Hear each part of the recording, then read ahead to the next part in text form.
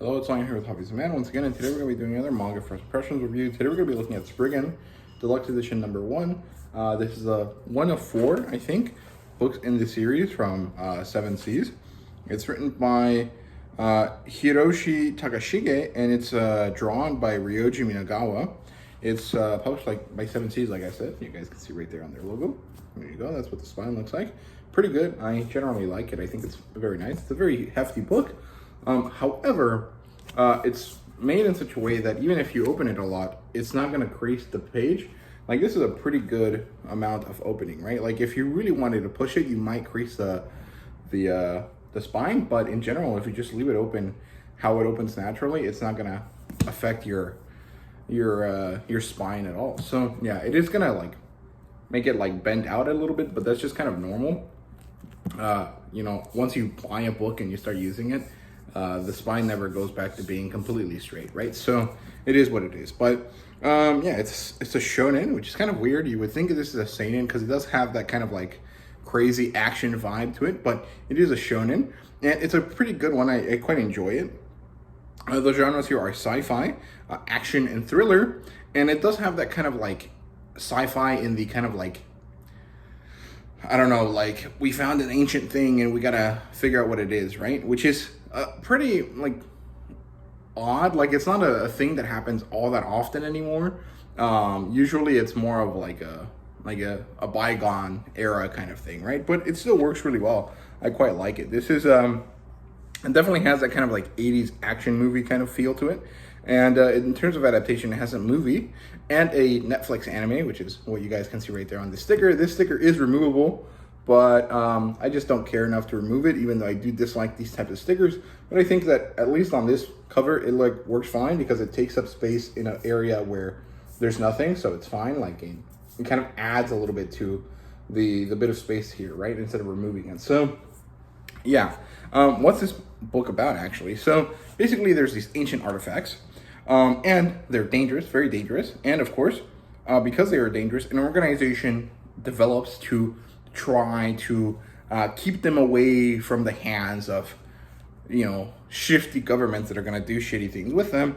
And usually we get to see this Japanese organization, or well, the Japanese branch of this organization going against Russians, the very own Japanese people, and of course Americans.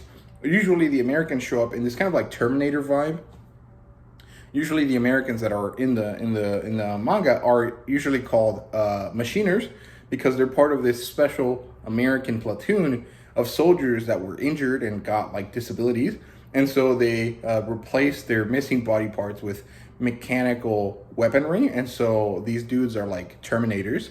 And it's actually kind of badass. It's really stupid, and it's of course not something that would have been possible in like the 90s, but it's a very cool concept, right? So yeah, very, very interesting stuff. And so we follow a specific operative in the Japanese branch of this organization called Arkham, and his name is Ominai Yu, and we follow him as he goes through different missions. And so the book is set up where you know each mission, so you could say that there are definitely like kind of arcs, right? So the first part is this gallery that shows you a bunch of artwork in color, which is cool. And then it starts, right? And after that, there's one chapter. It's called The First Mission, which is just like an introduction. And then you have The Serpent of the Flames, which is 4 chapters. And that's like its own little mini arc.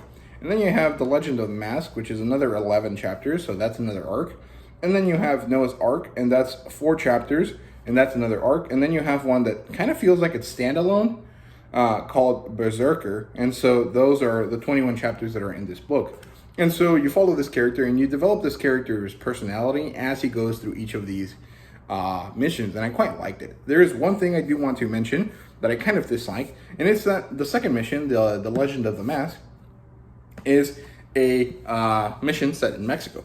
And the whole time that they're in Mexico, they mention that Mexico is in South America. That is factually incorrect. Now, I'm curious to see why that is, that they use that, because like if it's from Japan and they just translate it directly, that's fine. I don't really have a problem with Japan not knowing where Mexico is located, right?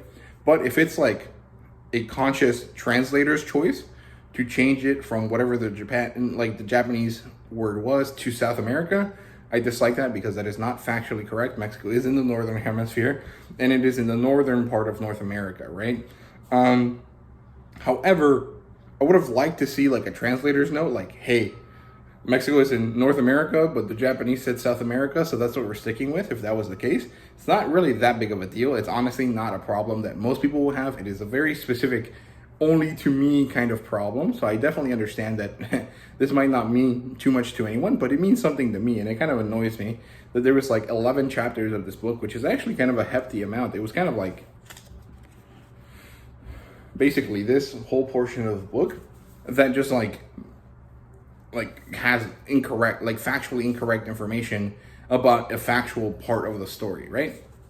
Everything else in that story was really cool. We had a creature called Quetzalcoatl and one that was Tezcatlipoca, which is the Mexican or the Aztec god of death. And so they were mortal enemies, and I thought that was cool. That was really interesting.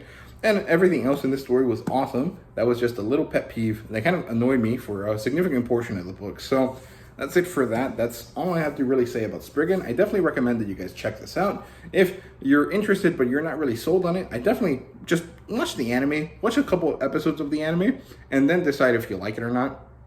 Or, of course, the anime is going to look significantly different from this because, well, this is kind of has an old art style. So, you know, it is what it is. But I definitely think that you would have fun with this. And I very much... I think that there really isn't very much here that can be offensive to any group of people. And so this one will probably have a pretty broad appeal if people give it a chance. So there you go. That's Spriggan. That's, you know, that's all I have to say about this book. So yeah, thank you guys very much for watching. I hope you guys enjoyed, and see you guys in the next video.